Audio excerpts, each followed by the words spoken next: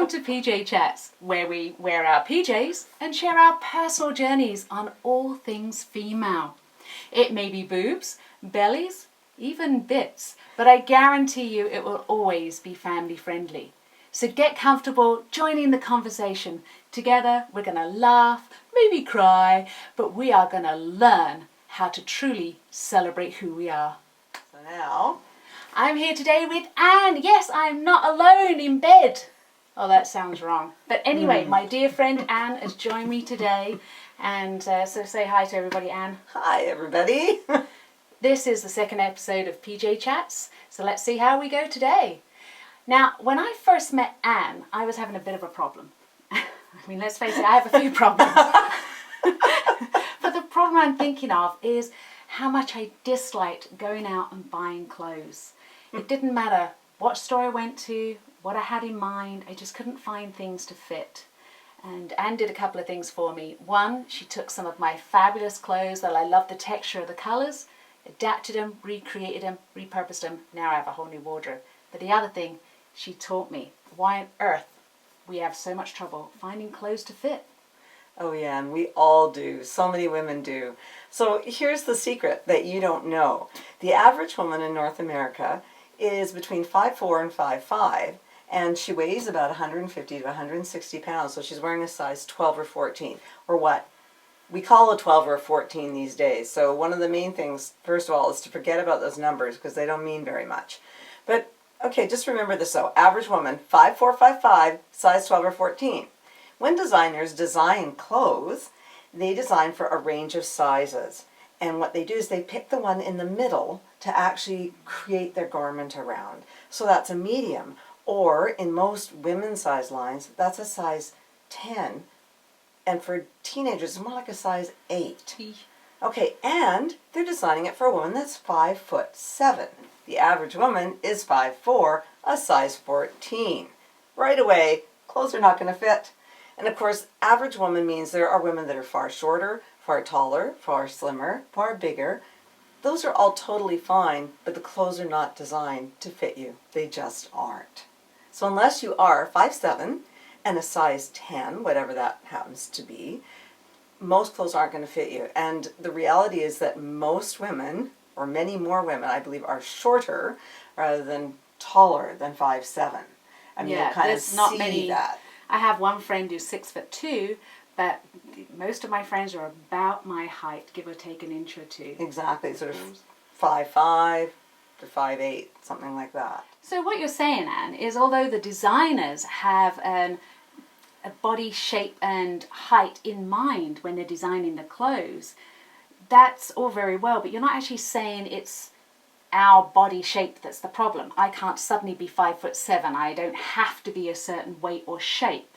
You're saying it's really just their way of thinking of what would look good for their design of clothes. Is that right? Oh, absolutely. Designers generally like to design for slimmer, taller people because we have this perception in our society that clothes look more attractive on that sort of tall, skinny person. Now, we're lucky they are designing for a fit model who's 5'7" and size 8 because the runway models are about 6 feet tall and a size 2.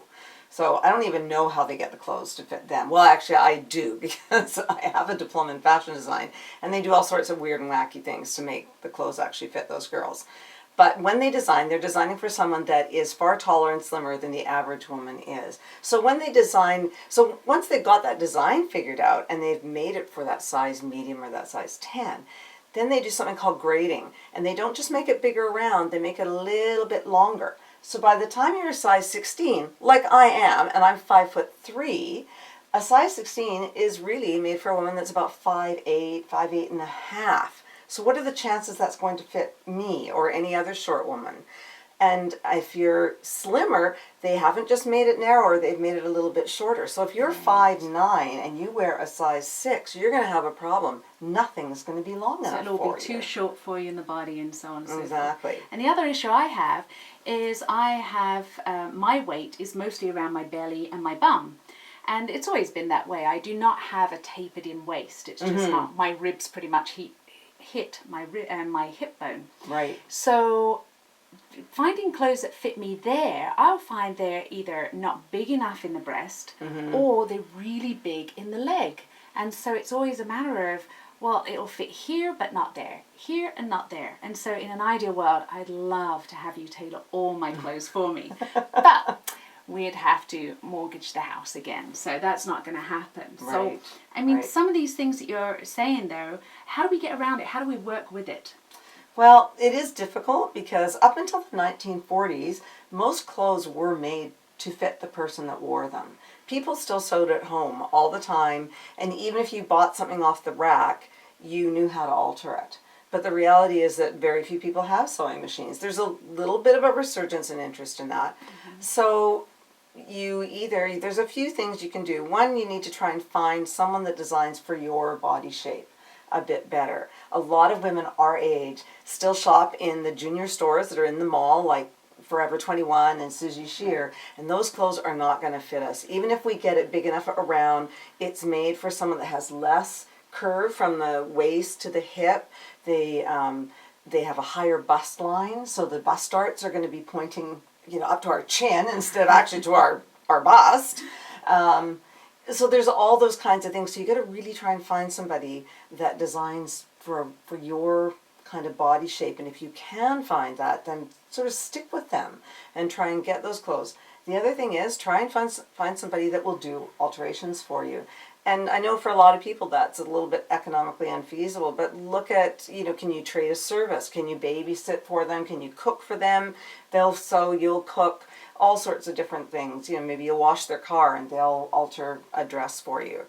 Having somebody cook for me, that would really work for me. So There if you anybody go. out there wants to do some cooking, hang on, I can't do tailoring. But you can't either. alter, so that's not You do the cooking for me, I'll pass the clothes to Anne to get tailored. Perfect.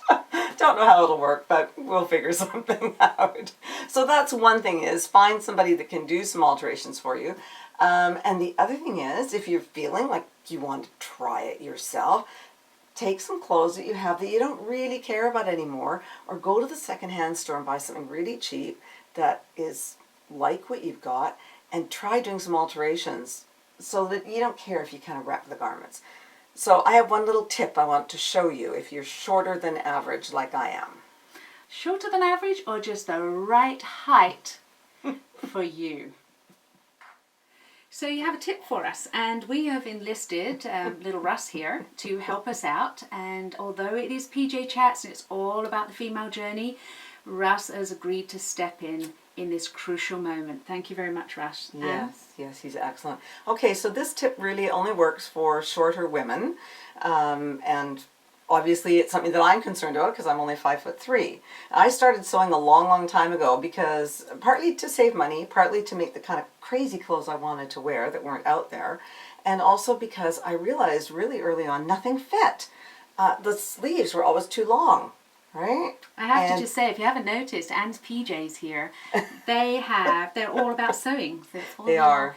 little haberdashery things. Yes, Haberdashery yes. is a good word. So, yeah, so nothing really fit.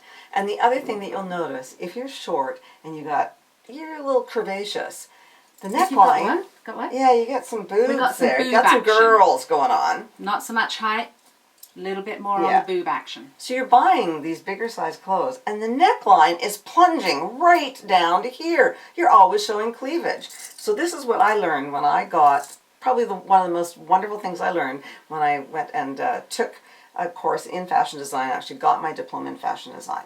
And that is, instead of trying to take things in on the side, is look at what's happening up at the shoulders. So you're short, you try on this t-shirt that fits you around, but everything's kind of hanging down and the waist curves in the wrong place because it's too far down. So it's hitting your hips. So then you get these funny things bunching up around your waist, and you get, if there's a zipper in the back, you get this wonderful sort of bulge out the back because the zipper starts at your neck and the garment's pushed itself up to where your waist really is. So you get this big bulge because there's just too much fabric. So what you do Want me to is hold you're, there, Russ? yes, Okay. hang on to Russ. You're in the changing room. You've got this dress or top that fits you around, but it doesn't really, but not in all the right places. is you have some binder clips in your purse. Just keep them there all the time. I keep them there all the time. I mean, I don't go anywhere without binder clips. Without binder clips, no. Why would you? Otherwise known as bulldog clips. Yes, however you want to call them. And you're gonna. Now Russ is quite small, so we only need one on each side to do him. But you'd probably need a couple. Is you pull up a little bit of the garment and you clip it in. Wow, Russ is this is He's hard. got a denim dungarees on. So it's quite hard. He's worn these for 20 years, so I mean, he really does need a new wardrobe. Should I take him close to the camera, show what we look like? We could do that, Here we are. yes. So what you're going to find when you do this, when you pull that garment up that you've tried on, and I often will just pull it up and kind of hang on to it, but you can't really get a feel for how it fits you. So if you use those clips, all of a sudden the neckline's going to be where it belongs, the curve where the waist is going to be where it belongs, and the hip will fit more or less right. It's funny, a lot of that extra length is often in this sort of top part. So if you can pull up about an inch, then often I can get a large to fit me quite well everywhere else. And so maybe it's too long and I can hem it, but it's really the shoulders that make a huge difference. Now, of course, this really only works on sleeveless garments. So if you got a sleeveless top, sleeveless dress, it's great. If there's a sleeve, I mean, I can undo the sleeve and change the shape of the arm of the sleeve that goes into the armhole and make it work. But that's a little bit more extensive alteration. But if you want to try something simple, get it topped and try that. Pull it up and see if that fits you better. You'll be surprised. I try on dresses that look like sacks on me, and as soon as I pull the thing up and put that, and all the curves fall where they belong on my body, all of a sudden it's a great looking dress. And all I've got to do is put a seam. There's already a seam. I've just got to take in about an inch or so and tack it to the back, not the front. Oh, so you're not actually cutting it out once you've pinched that piece Not necessarily, up. no. You're just sewing You're it going on to the sew it inside. on the inside and just tack it back. I mean, you can cut it out and serge it and all those things.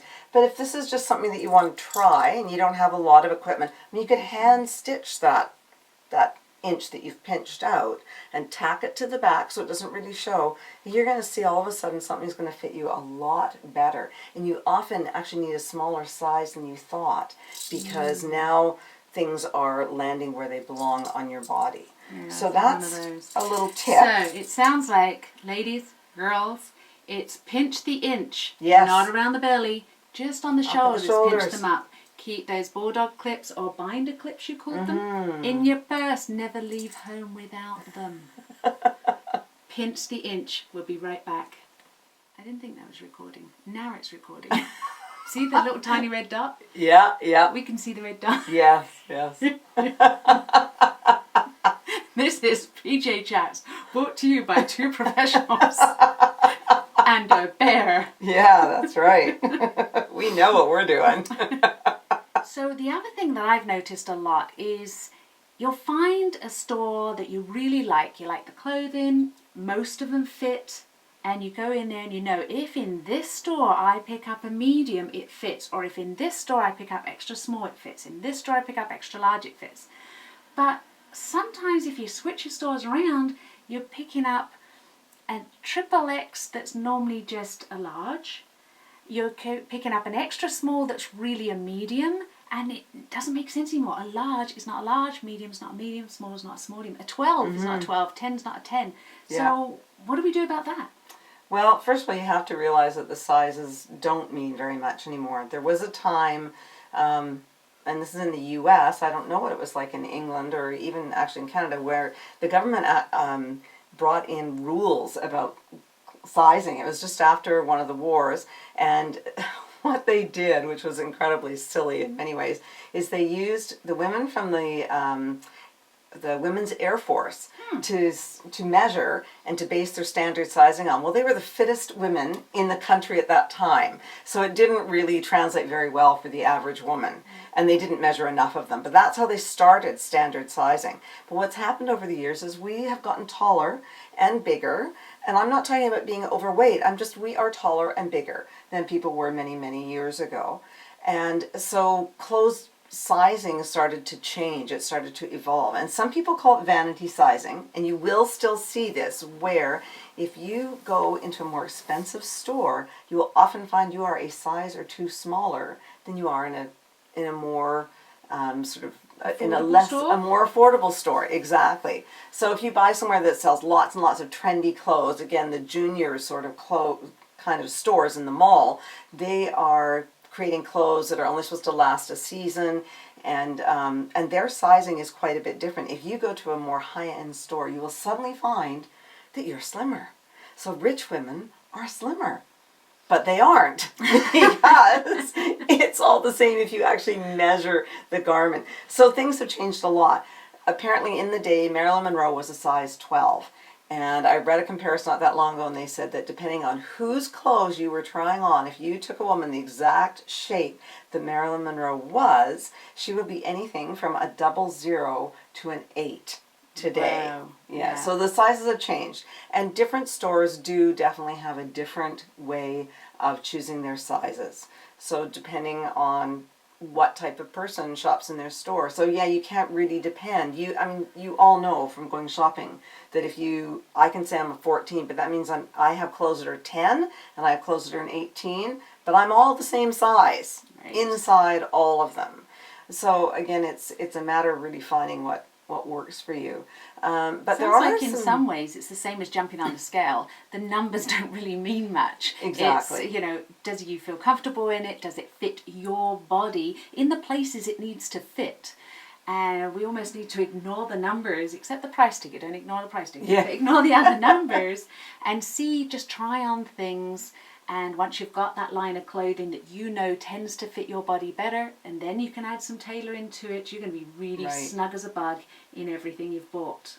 Yeah. Now, I've bought a couple of items of clothing to show you, Anne, because Anne's adapted a couple of clothes for me before, so I'm thinking you can really help me with this one. Are you up for it? Yeah, you bet. So you may have heard me on the first PJ chat talking about a little item I have in the wardrobe, and it's been a while since I wore it. I mean, maybe more than 1 or 2 years. So I wore this just before my, I think I was 16 or 17. It was the 80s, bear with me. It's a lovely, lovely garment. And actually, retro, in some of the retro stores, they would totally love this. There are people wearing these styles. And classic. If you can't see it that well, it is suede. Yes. With a leather polka dots. I mean, who doesn't need a dress that is suede with leather polka dots? Except it's not even real leather, I'm telling you this right now. It has a label inside that said I had to send it to a leather cleaner, see? Well, I'm sure it's really suede, but whatever is on there, I think is sort of a plastic. Yeah, it's a vinyl or something. It's suede with plastic polka dots. It is ruched from the bottom up, you see. And it's boned because, you had to have boned garments for the dance floor. The problem I had with this when I did wear it is that it actually fit me around the waist and the hips all those years ago, but I didn't have enough boob for the boning. And when you don't have enough boob for boning and you're dancing on the dance floor to 80s music, you have to stick your elbows onto your hips very casual-like and keep them there as you turn around. Because if you didn't, you'd turn and the dress didn't, and the boobs would be here around at your back. It was a bit of a problem. So I'm thinking, if I remember rightly, I was a size 12. Right. And if you look that size now, I wouldn't even fit that around my thigh. You were like a Marilyn Monroe size 12. I was a Marilyn... She was. I was Marilyn Monroe. Except her polka dots wouldn't have been plastic. Well, maybe not. But, when she was young, when she was 16, they probably were. Well, there you go. I am Marilyn Monroe. I know you didn't know. I didn't. So, is there anything we can do with this? Not really. I had a feeling she'd say that. So to wrap up, Anne, is there anything else you'd like to add to what you've shared with us today? Well, first of all, never beat yourself up because clothes don't fit you.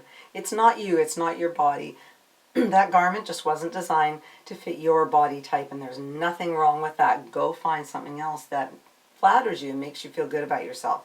Even if you are that woman, that size of woman that designers are designing for, you're 5'7", and you are a size 10, garments still may not always fit the way you want them to, because you may have a narrower back than they designed for. You may be, bigger in the bust. They're designing for a B or a C cup and you're a double D, and there's nothing wrong with that. In fact, a lot of people think that's fabulous. I do, as I am. But, don't blame yourself. It's not your body. It's the garment. So, just try and find what works for you. Learn how to do some alterations if you can, and get someone to help you. Yeah, I think that says it all. It's not about you, it's about the garments. You are naturally beautiful just as you are. Find those clothes. Pinch the inch, not on our flesh, but on our clothes. Get those alterations done. Well, we've come to the end of our second episode of PJ Chats. I can't thank you enough, Anne, for being here, and for Love Bear Russ for joining in and being our subject matter for the day. This has been PJ Chats, brought to you by me, Cheryl-Ann Webster, creator of the Beautiful Women Project.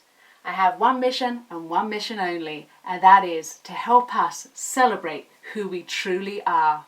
Take good care until the next time. Okay. Just send me your messages. I gotta quit.